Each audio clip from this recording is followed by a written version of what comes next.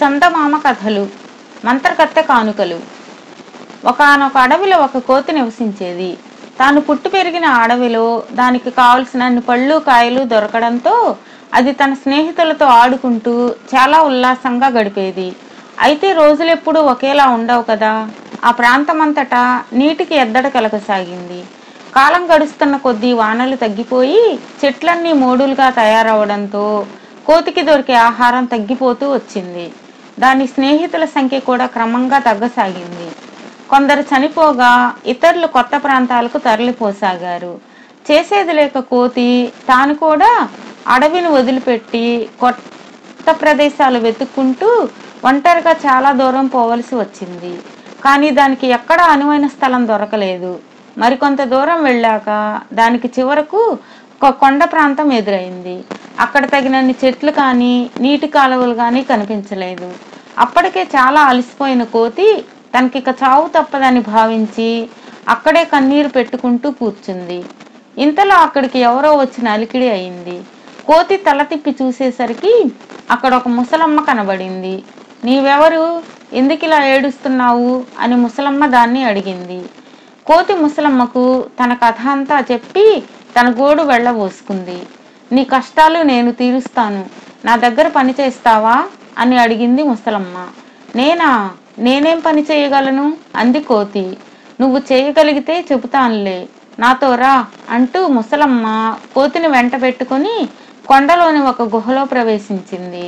వెలుతురే లేని ఆ చీకటి గుహలో ఎంతో దూరం నడిచాక వారిద్దరూ దానికి అవతలనున్న మరొక బయలు ప్రదేశానికి చేరుకున్నారు. అక్కడ ఎన్నో అందమైన చిన్న చిన్న పూల మొక్కలున్నాయి. వింత ఫలాలు కాయగలిగినన్ని మొక్కలు కూడా ఉన్నాయి. ఆ పక్కనే ముసలమ్మ నివసించే గుడిసె ఒకటి ఉన్నది. ముసలమ్మ వాటన్నిటినీ చూపి కోతితో, నా అందమైన తోటను చూశావు కదా, ఇక్కడెన్నో మంచి మొక్కలను పెంచుతున్నాను. అయితే వాటి మధ్య కలుపు మొక్కలు ఎన్నో పెరగడంతో నా మొక్కలకు సంరక్షణ లేకుండా పోతుంది. నాకేమో ఓపిక సన్నగిల్లుతున్నది. నీవు కనుక నాతో ఉండి ఈ కలుపు మొక్కలన్నీ పీకేసి తక్కిన వాటికి నీరు పెడుతూ ఉంటే నీకు రోజూ కావలసిన ఆహారం నేను పెడతాను, సమ్మతమేనా అని అడిగింది ముసలమ్మ. కోతి సంతోషంగా ఒప్పుకొని వెంటనే పనిలో చేరిపోయింది. పక్కనే ఉన్న సెలయేరు నుంచి నీళ్లు తేవడం, మొక్కలకు పొయ్యడం, కలుపు మొక్కలను ఎప్పటికప్పుడు శుభ్రం చేయడం కోతి చేయవలసిన పనులు. ముసలమ్మ 2 పూటలా కోతికి తిండి పెడుతూ ఉండేది. నిజానికి ఆ ముసలమ్మ ఒక మంత్రగత్తె. ఆ సంగతి కోతి మొదట్లో తెలియదు. తన కోసం ముసలమ్మ రోజు భోజనం వండేదని కోతి అనుకునేది. కోరిన తినుబండారాలన్నీ పెట్టే అక్షయ పాత్ర వంటిదొకటి ముసలమ్మ దగ్గర ఉందని తర్వాత దానికి తెలిసిపోయింది. కోతి ప్రతిరోజు తోట పని చేసేది. మొక్కలకు పాదులు చేసి నీళ్లు పోయడం, కలుపు శుభ్రం చేయడం మొదలైనవన్నీ చేస్తూ ఉండేది. తనకు చాకరీ తప్పడంతో ముసలమ్మ కూడా చాలా సంతోషించింది. కోతికి ఇప్పుడు మనుషులతో సహా అన్ని జంతువుల భాషలు అర్థమవుతున్నాయి. అయితే తన మాటలన్నీ అందరికీ అర్థమవుతున్నాయి. ఇదంతా మంత్రగత్తె మహిమేనని కోతి తెలుసుకున్నది. అలా కొంతకాలం గడిచాక మొక్కలన్నీ ఏపుగా పెరిగాయి. రాను రాను కోతికి తోటలో ప్రతిరోజు తను చెయ్యవలసిన అవసరం తగ్గింది. మునుపటి కన్నా వర్షాలు బాగా పడుతున్నాయని గుర్తించిన కోతికి మళ్ళీ తన పాత అడవి మీద మనసిపోయింది. ముసలమ్మ దయ వల్ల తిండికి లోటు లేకుండా జరిగిపోయినప్పటికీ కోతి తిరిగి వెళ్ళిపోదామని నిర్ణయించుకున్నది. తన మనసులోని ఆలోచనను అది ముసలమ్మకు చెప్పి ఆమె దగ్గర సెలవు తీసుకున్నది. ముసలమ్మ దానికి వీడ్కోలు చెబుతూ దానికి ఒక బూరాను, విల్లమ్మును కానుకగా ఇచ్చింది. అవేమిటో అర్థం కాకపోయినప్పటికీ మర్యాదకు వాటిని స్వీకరించి కోతి ముసలమ్మకు నమస్కారం పెట్టింది. అప్పుడు మళ్ళీ ముసలమ్మ దానితో, ఏయ్ కోతి, అవేమిటనుకుంటున్నావు? వాటికి ఎంతో మంత్రశక్తి ఉన్నది తెలుసా? ఆ విల్లుతో బాణం వేసినట్లయితే ఎంత పెద్ద జంతువైనా సరే చచ్చిపోతుంది. అలాగే ఆ బూర కనుక ఊదినట్లయితే విన్న వాళ్ళందరూ నాట్యం చేయడం మొదలు పెడతారు. నీవు నాకు చేసిన సహాయానికి ప్రతిఫలంగా వీటిని నీకు ఇస్తున్నాను. ప్రమాద సమయంలో అవి నీకు పనికొస్తాయి. నీవిక క్షేమంగా వెళ్ళు అన్నది ముసలమ్మ. కొంత దూరం పోయాక చెట్టు మీద దాక్కుని ఉన్న ఒక పెద్ద కొండ చిలువ ఏమరపాటుగా ఉన్న కోతి మీదకు దూకబోయింది. దాన్ని గమనించిన కోతి ఒక గెంతు గెంతి దూరంగా జరిగింది. అది ముసలమ్మ తనకు కానుకగా ఇచ్చిన విల్లును బాణాన్ని తీసి కొండ చిలువకు గురిపెట్టి కొట్టింది. వాటికి ఉన్న మంత్రశక్తి వల్ల బ్రహ్మాండమైన ఆ కొండ చిలువ కాస్త వెంటనే చచ్చిపోయింది. అయితే ముసలమ్మ తనకిచ్చినది ఒకటే బాణమని, మరే బాణము అలా శక్తివంతంగా పనిచేయదని కోతికి తెలిసింది. అందుచేత కోతి మళ్ళీ మళ్ళీ ఉపయోగించడానికని మంత్రశక్తి కలిగినటువంటి ఆ బాణాన్ని వెనక్కి తీసుకుంది. మంత్రగత్తె తనకిచ్చిన కానుకలు సామాన్యమైనవి కావని కోతి గ్రహించింది.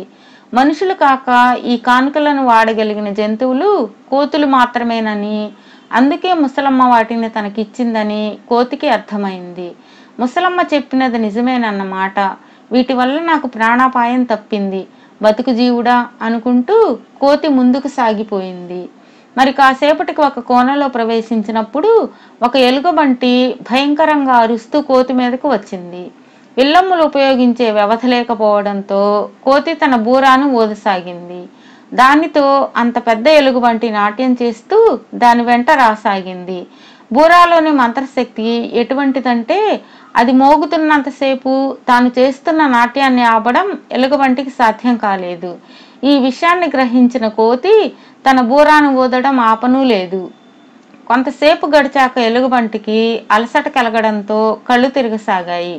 అప్పుడు కోతి దాన్ని ఉపాయంగా ఒక జలపాతంలోకి నెట్టగలిగింది. అలా ఎలుగుబంటి పీడను వదిలించుకున్న కోతికి మరి అపాయము కలగలేదు. ఆ తర్వాత కోతి తన బూరాను విల్లమ్ములను విడిచిపెట్టలేదు. తాను ఇంతకాలము పడ్డ శ్రమకు మంచి ఫలితమే దక్కిందని కోతి భావిస్తూ మరింత ఉత్సాహంతో తన పాత నివాసానికి ప్రయాణం కొనసాగించింది. మధ్యాహ్నం వేళకు కోతికి దాహం వేసింది. మంత్రశక్తి కలిగిన తన వస్తువులను చెట్టు మీద దాచి కోతి నీరు తాగడానికని చెట్టు దిగింది. ఇంతలో ఒక భయంకరమైన తోడేలు అరుస్తూ దాని మీద పడింది. దాన్ని చూడగానే భయంతో వణికిపోయిన కోతి దానితో, నా వంటి బక్క ప్రాణిని తింటే నీకేం లాభం? నన్ను ప్రాణాలతో వదిలిపెడితే నీకొక కానుక సమర్పించుకుంటాను, సరేనా అని అడిగింది. ఏమిటా కానుక అని అడిగింది తోడేలు. అదిగో ఆ బలిసిన అడవి పందిని చూసావా? దాన్ని నీకు ఆహారంగా పెడతాను, చూసుకో. ముందు నా విల్లమ్ములను తీసుకొని అంటూ కోతి చెట్టెక్కి తన విల్లమ్ములను తీసుకుంది. తోడేలు తన సమీపానే ఉండడంతో కోతి దాన్నేమీ చేయలేకపోయింది. తోడేలు చూస్తుండగానే కోతి అడవి పందిని తన బాణంతో కొట్టింది. దాంతో అంతలావు అడవి పంది కాస్త కూలిపోయింది. అది చూసి తోడేలు ఆనందంగా అడవి పందిని ఆరగించసాగింది. కోతి తన బాణాన్ని మళ్ళీ వెనక్కి తీసుకునే ముందు చెట్టెక్కి తన బూరాను తెచ్చుకొని తోడేలు దగ్గరకు వెళ్లి ఊదసాగింది. తోడేలు ఆ సంగీత ప్రభావానికి లోబడి తినడం మానేసి నాట్యం చేయసాగింది. అప్పుడు కోతి ఒక వంక బూర ఊదుతూనే అడవి పందికి తగిలిన తన బాణాన్ని వెనక్కి తీసేసుకుంది. ఆ తరువాత 4 అడుగులు వెనక్కి వేసి అదే బాణం ఎక్కుపెట్టి తోడేలును కొట్టి చంపేసింది. ఆ విధంగా తోడేలు బాధను వదిలించుకున్న కోతి ఆ తర్వాత తన బూరాను ఒక తాడు కట్టి తన మెడలోనే వేసుకుని తిరగసాగింది. చాలా రోజుల పాటు నడిచాక కోతి తన నివాస స్థలాన్ని చేరుకోగలిగింది.